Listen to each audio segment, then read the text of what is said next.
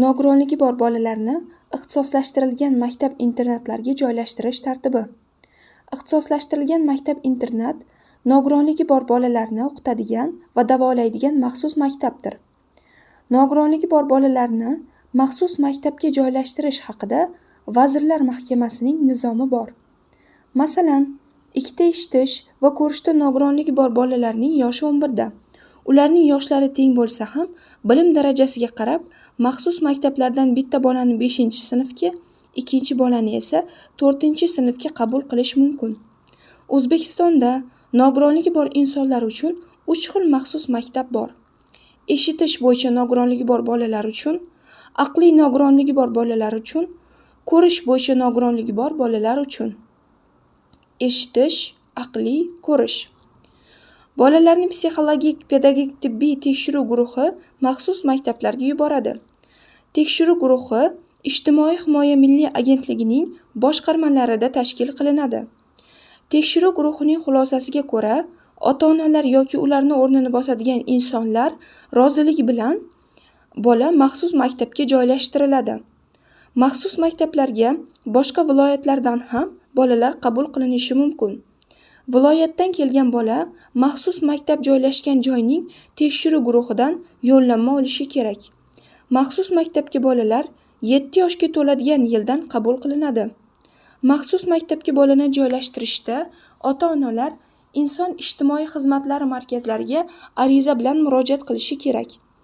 Ota-onaning arizasiga ko'ra, inson ijtimoiy xizmatlari markazining tekshiruv guruhi bolaning nogironlik holatini tekshiradi.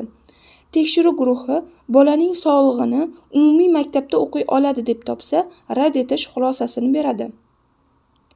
Ota-ona tekshiruv guruhi xulosasini qayta ko'rib chiqish uchun 1 oy ichida tuman shahar tekshiruv guruhiga murojaat qilishi mumkin.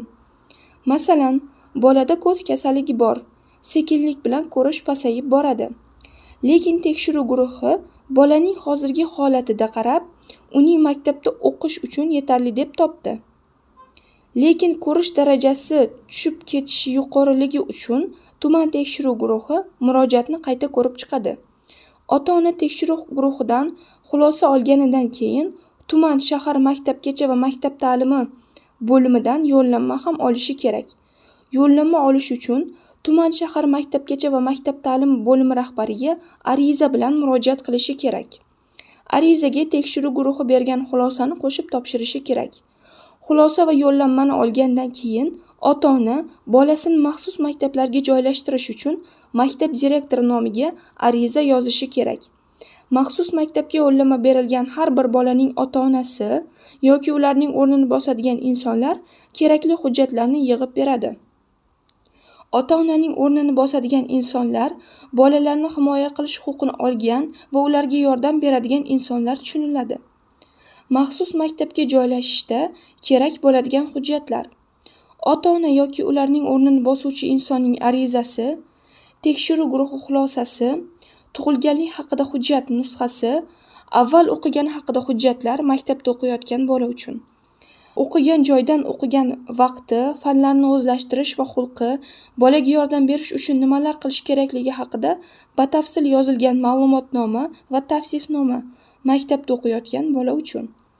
Bolaning yashash joyidan bosh shifokor imzolagan rivojlanish tarixidan ko'chirma, bolaning umumiy rivojlanish haqida pediatr xulosasi, bolaning aqliy rivojlanishi haqida psixonevrolog xulosasi, ko'rish bo'yicha oftalmolog xulosasi, tayanch harakatlanishda nuqsoni bo'lgan va skoliozga chalingan bolalar uchun ortoped xulosasi, maxsus maktabga joylashtirilgan bolalarning nafaqa puli o'qish davrida ushlab qolinadi.